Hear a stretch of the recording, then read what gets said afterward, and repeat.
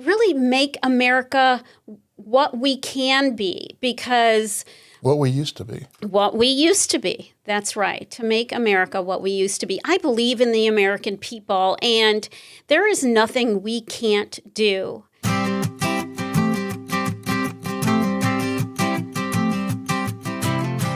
Welcome to another episode of Conservative Talk Chicago. I'm your host, Jack Novak. Along with my team, we post episodes to impartially and pragmatically review the most important political issues without the liberal innuendo and half-truths of the mainstream media.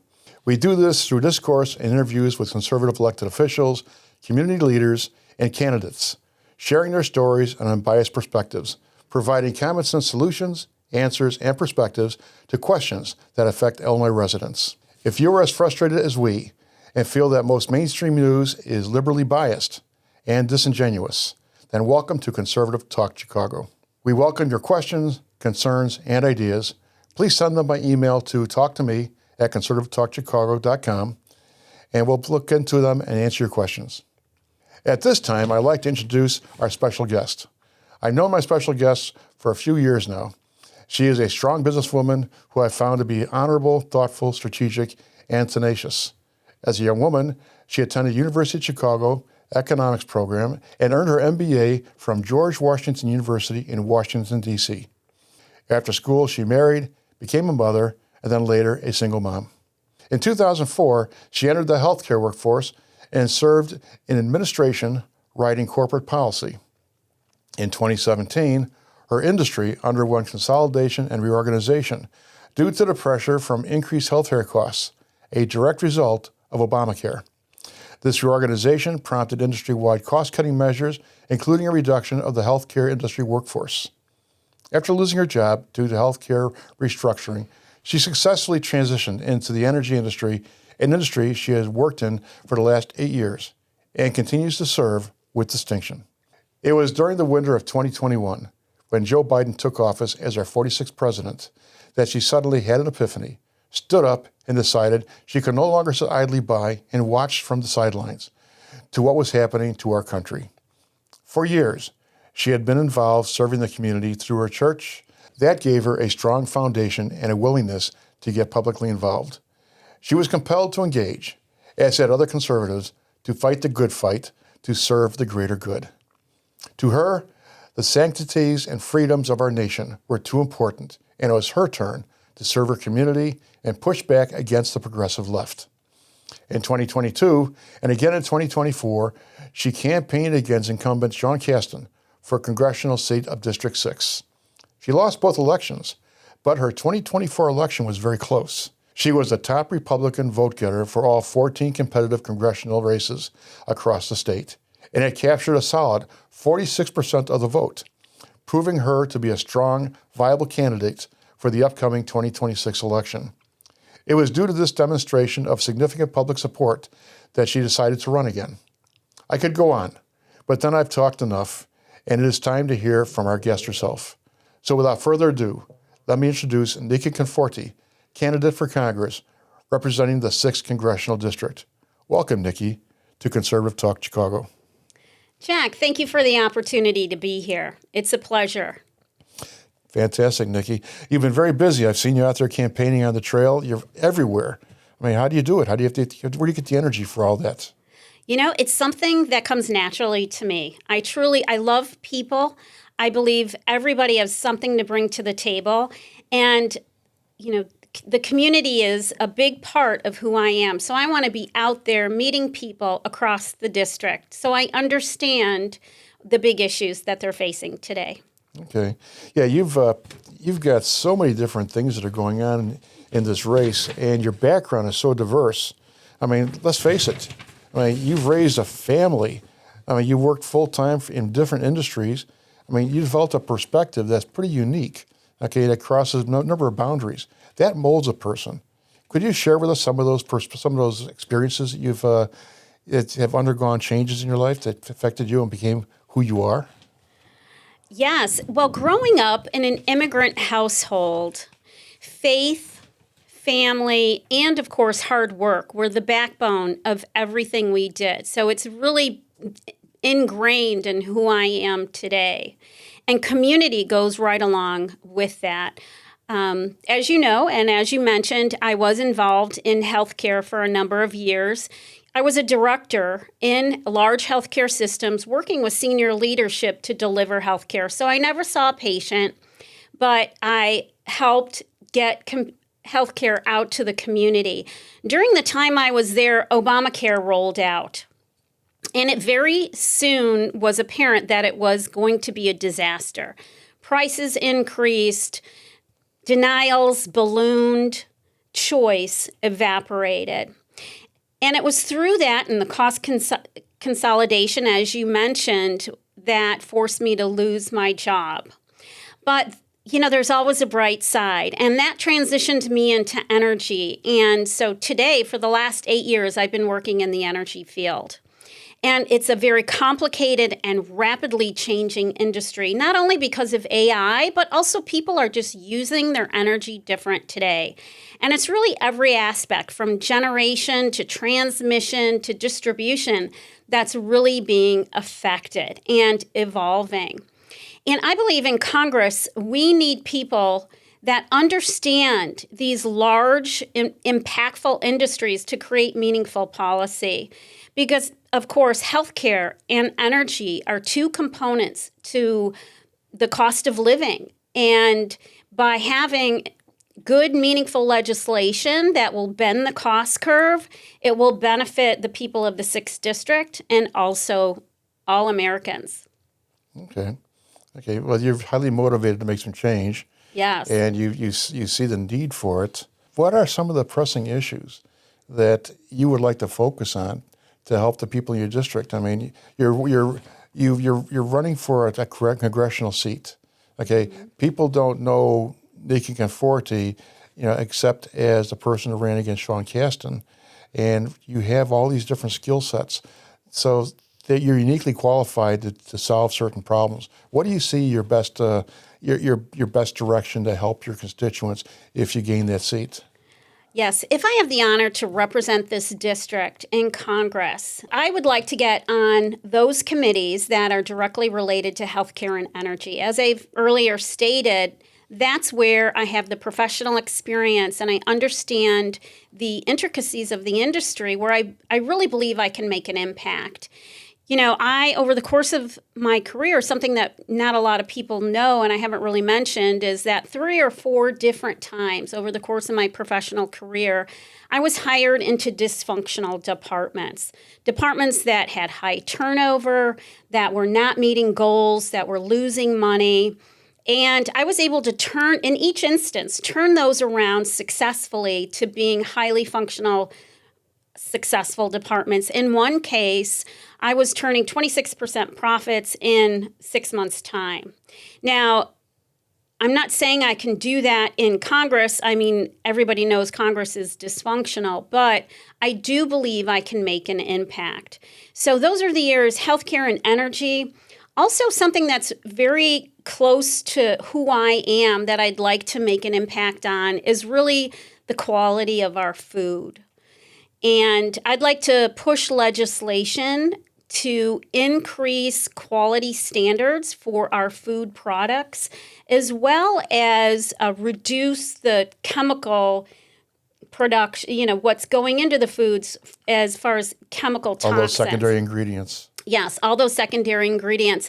And it's truly happening. It's been happening for years. So, in fact, I have a story to go right along with that supports this. I have a family member that was in sales and sold to manufacturing organizations. And at one point went to a food processing plant. And there were 2 production lines on the floor for the same product. Let's say it was peanut butter. And for one production line, there were all kinds of secondary ingredients going into that product line. And he questioned, where does this go? That was for U.S. And he said, well, what is that? Where does that one go? Which that production line had minimal secondary ingredients and was producing the same product. And that product, the end product was being shipped overseas to markets outside the U.S. So to me, I find that very shocking that so much secondary ingredients, preservatives, unnecessary chemicals, dyes, food colorings, all that are going into products that are being sold today. So that is something, in fact, I personally do shop at an alternative grocery store because I want to buy products that are organic and non-GMO'd. So that's always my first stop. And then if I can't find something there, I'll go to a mainstream grocery store. But that is something where I'd like to really make an impact when I get to Congress is to improve the quality of the food that is being sold to the American people. Wow. Niki, I would vote for you just for that. I got a little story I'll share with you. I was a chemical engineer in an alternate life, okay? And I built manufacturing plants, built manufacturing production lines, production storage, raw material storage, things like that. The whole thing about manufacturing. I started out with UOP, went to Helene Curtis, did some work for Dial, Fuji, things like that. So I developed experience over the years. But one of the companies that reached out to me that wanted to interview me was Griffith Labs. Griffith Labs is on the south side. I don't know if they're still around or not, but the guy called, and I was going to go in and talk to him, and I asked him what they made. And he told me, we make monosodium glutamate. I said, monosodium glutamate? Isn't that what's in Chinese food? He goes, yeah. I says, well, I'm sorry, I can't come work for you. I won't even come to interview. He goes, why not? I go, well, every time I eat Chinese food, I get a migraine. And I determined that it's probably the monosodium glutamate in the food that's triggering them. And I said, if that's true, I'd have a headache every single day trying to work for you guys. It just wouldn't work. He goes, are you sure that's what it is? I said, well, I think so. He goes, well, why don't you take a bottle of monosodium glutamate from the store, empty the ingredients out, and sniff the contents of the bottle, because that's how much dust would be in the air, and see if that triggers a migraine. Oh my gosh. I said, no, thank you. I don't think so. I mean, the bottom line, in my perspective, is I agree with you 100%. There are certain things that shouldn't be in our foods. It's like, and I hate to say it, but it's like beauty products, mascara, things like that, things that are petroleum based. Yes. How many products have women put on their face, or actors? Vaseline for years, petroleum jelly. And the stuff, It's a carcinogen. Exactly. So it's dangerous. And we're not paying attention to these facts. I mean, people in office need to be fully aware. They should almost have missions how to make our country safer, whether it's our food supply, energy supply, the insulation we use in our houses. I mean, how many people still have some transite panels in front of their fireplace? That's basically non-friable asbestos. You start cutting it, it's friable, you get it in the air. I mean, there are certain things we should be looking at and educating ourselves about, and we're not doing it. So, Right. like I said, you're in that office, these are your missions, you got my vote. Thank you. Yes, and just to tag on to that, I mean, there's an explosion of allergies in the population. Why is that? Why are people allergic to gluten today? Why are people allergic to nuts and other things? And there's always been some level of allergic reaction in the population, but I find it hard to believe, that is a natural phenomenon. I believe it can also be traced back to the additives that are going into our foods. I've got a pet theory. I'm sure I'm not the only guy with this pet theory. If I could think of it, everybody else can think of it too. But we have our genetic predispositions to our sensitivity to certain things. That's what I think.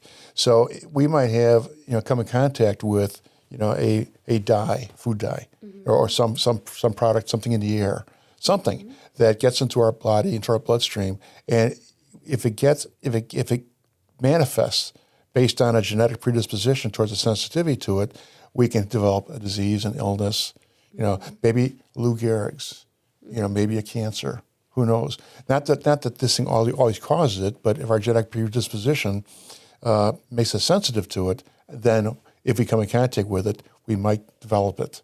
It's just a pet theory, but I'd feel safer if I didn't have to worry about what's in the air, what am I eating. Right. If I knew it was all natural, it was all safe ingredients, I'd feel so much more comfortable and less concerned about what could be going wrong, what I could be susceptible to, or subjecting not just myself to, but my family to. I mean, everyone has families. We'd hate to think that we're subjecting our families, our children, our loved ones to something that could possibly endanger them in the future. And I'd like to make an impact on that and make some changes when I go to Congress to protect the health of the American people. You know, I don't hear many people saying that, so thank you for saying that. You know, there are so many issues that have been mishandled by our state government. Yes. Okay. I'm not a big fan of Pritzker's politics. I don't think a lot of people are. Been talk about no kings movement, and we got a king right there in our state government. What could you do as a congresswoman, you know, that would actually cause some improvements or help the state of Illinois, you know, to overcome some of these deficits? What do you see, you know, your assistance being? Well, certainly from a crime perspective, I think, most crime legislation is local, but I do think there's things we can do to protect law enforcement with reform, increased training, some improvements in some of their procedural processes that will help mitigate some of the situations that we're facing. You know, we need solutions out of Congress today, not more political rhetoric. And my opponent has repeatedly supported illegal immigration and protecting the illegals and the criminals over the victims. And I don't know how we got to that point, but we need to change that. Mm-hmm. I would like to be able to formulate legislation that helps rehabilitate the criminals, to make them better citizens when they are released, to keep them. I'd also like to protect the kids. Marjorie Taylor Greene just pushed forward legislation called Protect the Children. Mm-hmm. That legislation dealt primarily with the transgender issue. I would like to protect the children from a criminal standpoint, from a sex offender standpoint, and add mandatory federal sentences upon anyone that's convicted for harming and killing our children. Our children are our future. They're precious, and they're innocent, and we need to protect them, and we need to protect their innocence as well. So are you a fan of Jim Mendrick's programs he has in the jail, where he's taking tattoos off of people, giving them education, helping them get off their feet and out of gangs? Yes, I have toured that facility. They're doing incredible stuff for society. And legislation like Illinois Safety Act, which is an abomination, really, for the everyday American. It's catch and relief. Yeah, catch and release. And that's why we've seen repeat offenders. We've seen incidents, very violent incidents as a result of that, robberies, theft, carjackings, because they feel invincible. They don't care. So yes, he's doing great things at the jail, and I'm hoping to emulate that from a federal level once I get to Congress. That would be a great thing. I mean, every time I talk to people about what's going on in our jails, they always talk about DuPage and what the difference it's making. And I would love to get some of the people that actually gone through their system and changed their lives, turn it around. I think that'd be very powerful to talk about. You remember Joe Abrams, right? Yes. Yes. Great guy. A tragic situation he had to go through. But I'm hoping to get him on Conservative Talk Chicago. But his family was a victim of just the very same thing. People that shouldn't be driving, shouldn't either they drink or they have other issues that prevent them from being safe motorists, and we're allowing them to continue to be on the roads, endangering people. Or the young woman in Texas who was running down a path and she was brutally attacked.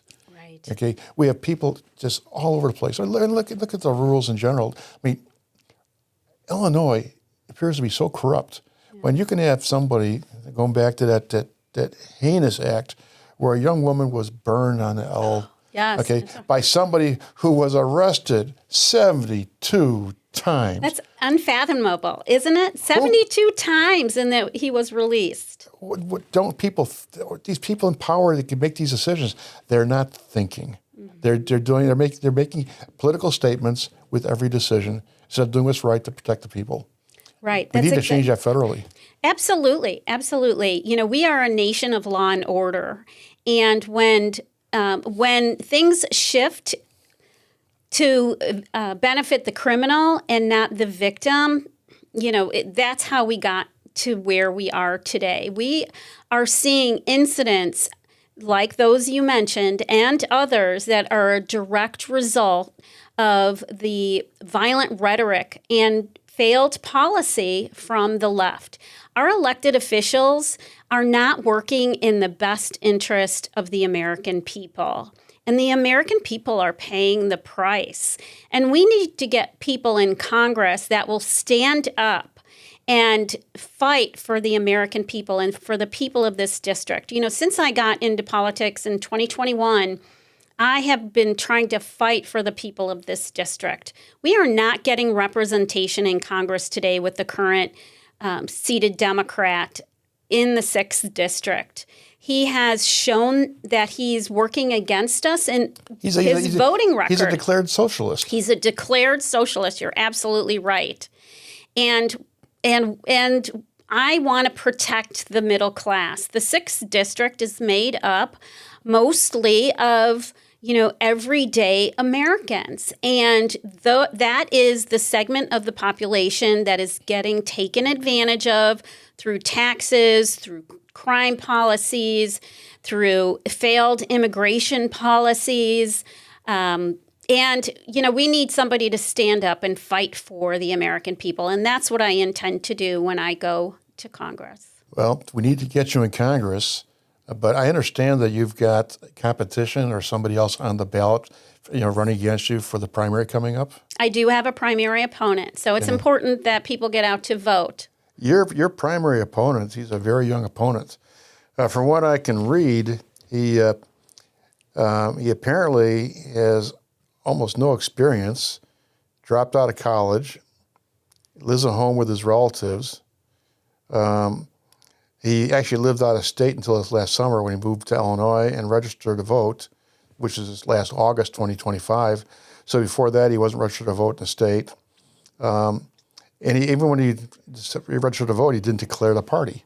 So he didn't even, but yet now he wants everybody to think that he's a staunch Republican and that he would be a capable congressman with no experience, okay, no background, no involvement with our party. Correct. Okay, but which, by the way, just on a side note, you know, I would love to see revisions of election law so that if somebody's going to run on a party ticket, it's got to be approved by the party, you know, the party government. So Illinois GOP should approve all the candidates. People should demonstrate they're Republican, not just go to election commission and say, I want to run as a Republican, and all Republicans don't even know who that person is. Right. That's wrong. But anyway, this young man, he's running against you, okay? And I was kind of shocked when I heard about that. So, Niki, with this upcoming race, could you tell the audience why you are the right person to be their public servant, to represent them in the 6th Congressional District? Yes. Thank you, Jack. Everything you said about my primary opponent is true. And there's another factor that I think is even more important, and that is that he doesn't currently live in the district, and for all intensive purposes, never has. His family moved out of the district when he was 3 years old. And I have lived in the 6th district for most of my life. I have been alongside of the constituents through all the struggles. I understand their needs because I've lived them myself. And I have a longtime Republican voting record. Since I was 18, I've voted in the state as a Republican. And you're right, he only registered this past August undeclared. So we truly don't know if he's a Republican or a Democrat. And very close of his, members of his family that accompany him around the community have a Democrat voting record. So there is influence there. So we don't know how he will act once he gets to Congress. With that, I believe I have the professional experience, like we talked about. I have extensive experience in healthcare. I have a lot of experience in energy. I grew up in a small business. I owned my own business for a while. So customer service, I know, is the backbone of this community and small business. And when I get in Congress, I intend to create a very robust constituency services department because I want to hear from my people. I want to hear that, the good and the bad, because I'm going to be representing everyone. No automated attendant? No automated attendant. I may have somebody else answering the phone call, but they will have an opportunity to hear back from me because I work for them. And it's important that they know, and this is what's been lacking in the 6th district the last 7 or 8 years with the current representative, is we don't have a voice. We aren't getting proper representation. And we have to get government back to working for the American people. It has gotten sidetracked, and only a few people are really benefiting today. So I hope to go there, if I have the opportunity and the honor, and really make an impact in ways that will benefit the people of my district and also thereby all Americans. Because the 6th district is really, I believe, a microcosm of the country. It's very diverse ethnically, racially, economically, and I think by addressing the concerns of the 6th district, I can really benefit the country as a whole. Wow. Yeah, I applaud everything you're saying, and Thank you, Jack. I really hope that you have that opportunity to serve the people, because our people are all Illinoisans. Okay, we're dealing with a lot of issues right now with state government. Mm-hmm. We've had problems under Biden, with the Bidenomics and everything else. That we're kind of torn a little bit. I mean, at this point in my life, I still don't understand why people think "Make America Great Again" is a 4-letter word. I just don't. MAGA. How could that be a 4-letter word? I'm not pushing Trump. Trust me, but I am saying that we all want what's best for our nation. Right. Okay. We are Americans first. We're patriots. Okay. I believe when somebody says, stand for the Pledge of Allegiance, I'm there. I'm the first guy to stand. At least I try to be. Yes, we're proud Americans. We're proud Americans. And our country has been really gutted in the last several decades. We've lost our manufacturing. We're depending on a lot of foreign countries for key components to everyday living, from pharmaceuticals to manufacturing to auto industries, rare earth minerals, the important components that make very critical technology and infrastructure in society today. Recently, within the last year, some of that, is coming back, but we need more. I want to push legislation that stimulates growth and creates jobs to really make America what we can be, because what we used to be. What we used to be. That's right. To make America what we used to be. I believe in the American people, and there is nothing we can't do. And I want to go there and do my part to bring America back to being the best nation on earth, because that is where we deserve to be. We have too many people that behave dovish.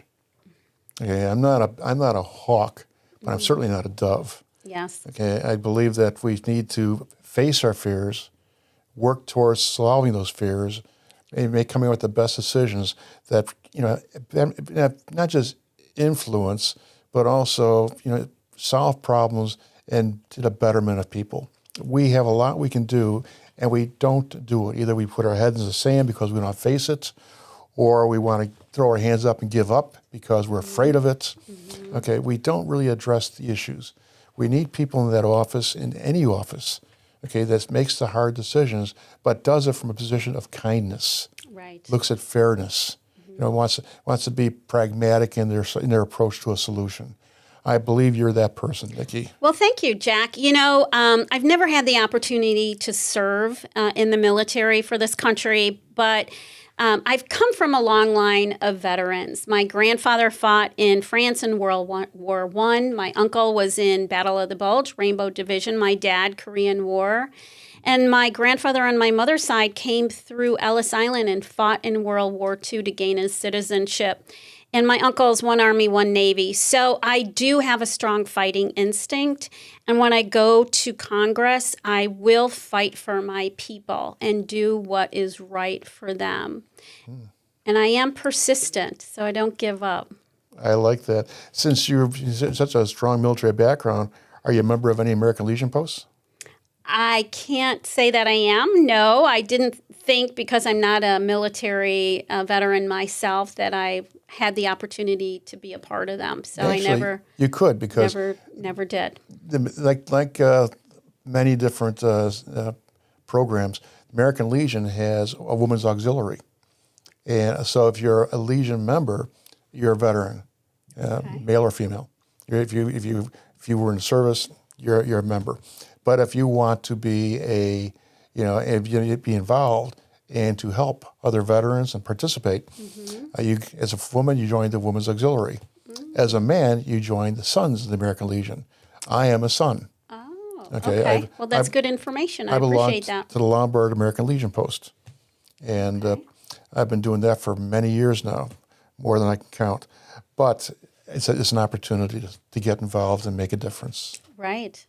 Yeah, I'll have to look into that. I often attend events at the VFW or the American Legion, but I've never looked into joining. So I'll have to look into that further. Thank you for mentioning that. You're welcome. Lorraine and Jasmine both are members of our post. Okay. Just to let you know if you want to talk to somebody. Okay, that's good to know. Good to know. Thank you. You're welcome. All right, so at this point, I would like to close by thanking our guest, Niki Conforti, candidate for Congress, 6th Congressional District, for joining us today, and sharing her insights and background. If anybody wishes to reach out to Niki to join her campaign, share your concerns, or just exchange ideas, she can be reached through her website, www.confortiforcongress.com. Okay, thank you for listening in. I look forward to bringing you additional conservative views in the future. Good night.